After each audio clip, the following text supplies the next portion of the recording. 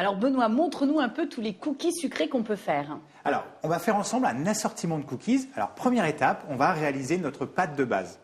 Alors, on va utiliser le batteur et je mets un beurre ramolli au fond de notre cuve. Alors, bien sûr, on peut réaliser cette pâte à la main. Là, tu as vu, j'ai une grosse quantité de pâte. Donc, à la maison, on peut utiliser le batteur et j'y ai mis la feuille. Surtout pas avec le fouet.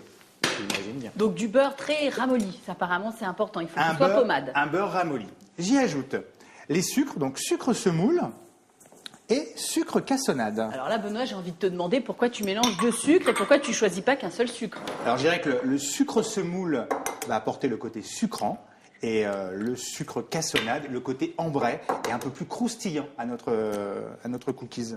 D'accord. Voilà. Donc là, hop, première vitesse, donc surtout important, on mélange doucement les pâtes sablées, les pâtes sucrées dans la cuve. Donc là, c'est le beurre et le sucre qui se mélangent tout doucement. Le beurre, les sucres. J'y ajoute les œufs. Donc, des œufs conservés à température ambiante. Donc ça, c'est valable pour toutes les préparations. Vous sortez les œufs et on les utilise à température ambiante. Juste mélanger. Et pour terminer, la farine. Alors là, petite précaution pour éviter que... Elle est belle ta pâte. C'est vrai? Oh là là, elle est bien épaisse. Voilà, et là je mets la farine. Et simplement, on mélange. Surtout à la maison, ne mélangez pas trop vos pâtes sucrées, pâtes sablées, pour éviter qu'elles ne se déchirent. Juste mélanger, vous pouvez même le faire à la main, là on a une quantité importante. Tu vois, la pâte va faire un bloc, Oui. et elle sera nickel. Après, on va, donc là, la pâte est terminée, on va séparer cette pâte en 3 quantités, à peu près égales, pour faire 3 parfums. Ça va jusqu'à maintenant. Ouais, écoute, pour l'instant, tout va bien. Donc C'est tu vrai fais une pâte à la base qui va rester la même, et maintenant tu vas parfumer des cookies différemment. Voilà, alors, premier saladier, ça, soit vous pesez si vous voulez vraiment être précis, soit, voilà, hein, Très c'est ce bien. que je veux dire. Oui, oui, elle est belle. Tu Je veux- vais la goûter pour vérifier, parce qu'on n'est jamais sûr. C'est vrai. Tu aimes la pâte crue? J'adore la pâte crue. Ouais, comme beaucoup de personnes d'ailleurs. Hein. Non, elle est bonne, c'est bien. Deuxième saladier. Tu sais que c'est croustillant le sucre roux, hein, c'est bien dans les cookies. Voilà. Mais tu as vu, hein, j'ai coupé avec le sucre semoule Oui. pour ce côté un peu plus sucré. Voilà. Et d'ailleurs, le robot ne risque pas de casser ta pâte. Alors, il ne casse pas la pâte si on mélange doucement. Tout doucement, Donc ça, c'est c'est vraiment important.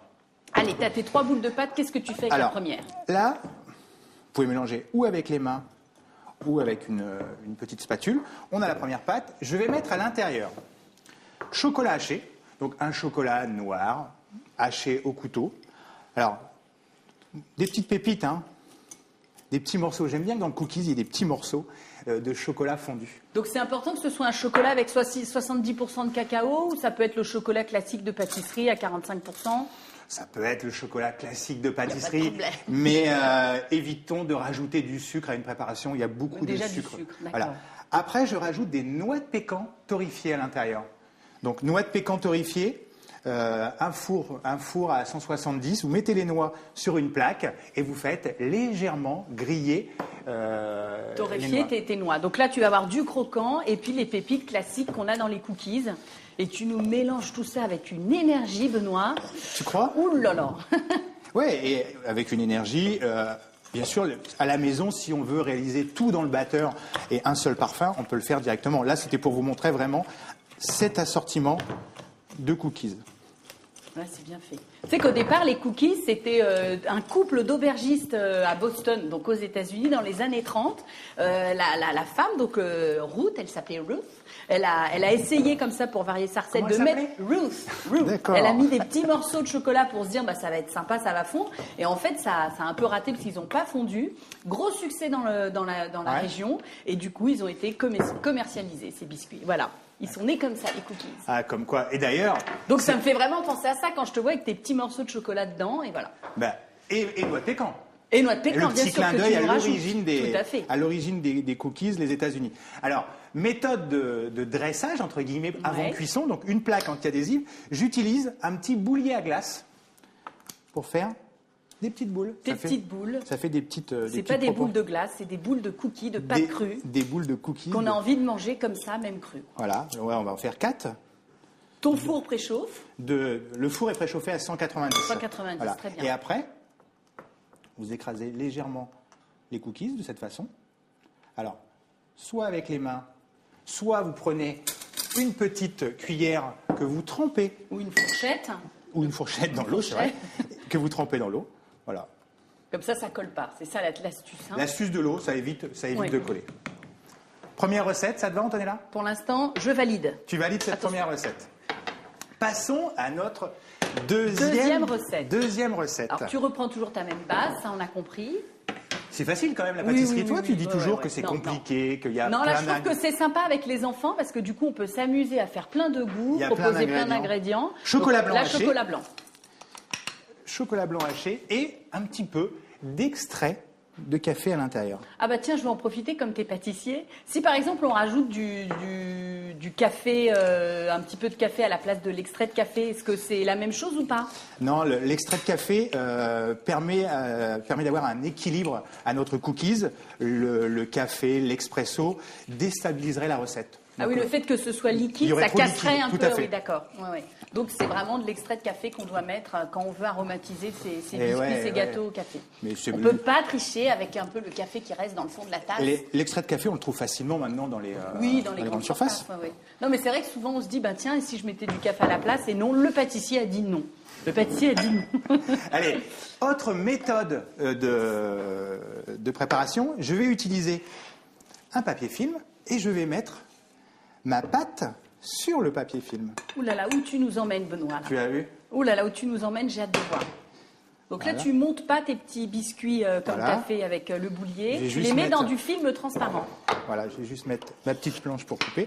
Et là, tac, vous roulez votre pâte. Alors à la maison, pareil, de cette façon. Donc ça, c'est une astuce que vous pouvez... c'est pourquoi faire, c'est ça que je voulais te demander. Pour réaliser à l'avance, on va conserver alors un petit peu au congélateur, pour aller plus vite, 2 heures, ou un petit peu au réfrigérateur. Donc si j'ai bien compris, tu nous fais un boudin de cookies pour pouvoir bien le découper et tu le mets au réfrigérateur en fait, de façon à ce qu'il soit facile à couper tout à l'heure pour les présenter. Tout à fait. Est-ce que tu veux amener ce boudin et me ramener celui que j'ai aimé? Je croyais qu'il me disait, est-ce que tu veux mon petit boudin? Et ramener donc celui... je le mets au congélateur, comme ça va aller plus vite. Et tu récupères celui qui est au réfrigérateur. D'accord, tu avais préparé une double. Très bien. Donc ça, c'est une méthode que vous pourrez utiliser aussi pour des sablés bretons, par exemple. Vous faites des petits boudins de pâte et vous avez tout le temps dans votre congélateur, vous sortez 1 heure à l'avance votre pâte, vous coupez des petites rondelles et ça vous permet d'avoir une préparation. Voilà. Merci, Antonella. Ton petit boudin apporte le petit boudin. Merci. Donc là, on enlève le papier film. Donc c'est pratique. Hein. C'est sympa, ça prend bien. C'est vrai que c'est une bonne astuce, ça. Ce qui permet, alors surtout, de bien le protéger, ou avec un papier, ou après dans une petite boîte. Et après, dernière technique, là c'est assez simple. On coupe. Allez, j'en coupe 4. Donc là, on perd le côté un peu irrégulier du cookies. On perd le côté un peu irrégulier. On peut éventuellement le récupérer en l'appuyant de cette façon. Et voilà la deuxième technique. Ça te va pour l'instant? Ça me va très bien. Alors, quel est le troisième troisième technique, c'est petits bonbons enrobés. Tu vois ce que je veux dire? Les petits bonbons avec des couleurs. D'accord, donc des bonbons qu'on achète en grande surface. On peut s'amuser avec n'importe quel type de bonbons. Pas de liqueur à l'intérieur, pas de liquide à l'intérieur du bonbon. Que ce soit des bonbons secs. Voilà. En fait. Et vanille. Donc là, une gousse de vanille, plan de travail, un couteau pointu. Et là, la technique.